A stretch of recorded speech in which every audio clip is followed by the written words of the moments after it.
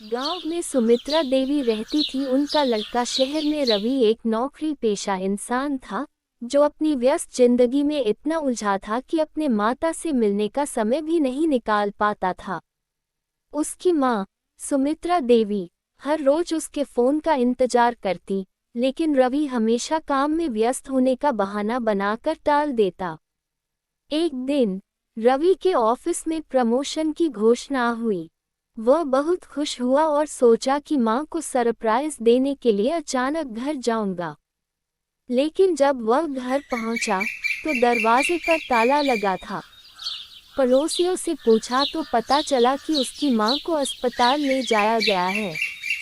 भागते भागते वह अस्पताल पहुंचा। मां आईसीयू में थी। डॉक्टर ने बताया कि उन्हें दिल की बीमारी थी, लेकिन उन्होंने कभी किसी को बताया नहीं। रवि की आंखों में आंसू आ गए। तभी डॉक्टर ने उसे एक चिट्ठी दी जो उसकी मां ने उसके लिए लिखी थी। रवि ने को चिट्ठी को बाहर ले आया और फिर पढ़ा। प्यारे बेटे, तुम्हारी सफलता मेरी सबसे बड़ी खुशी है। मैं जानती हूँ कि तुम बहुत व्यस्त रहते हो, इसलिए तुम्हें परेशान नहीं करना चाहती थी।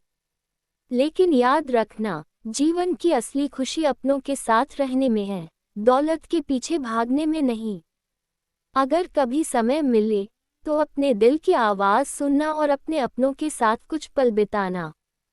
तुम्हारी माँ। रवि की आंखों से आंसू रुकने का नाम नहीं ले रहे थे। कुछ दिन बाद उसकी माँ ठीक हो गई और अपनी माँ को लेकर गांव आ गया। फिर उसे एहसास हुआ कि वह पैसे के पीछे भागते भागते अपनी सबसे अनमोल चीज़ अपनी माँ के प्यार को नज़रअंदाज कर रहा था।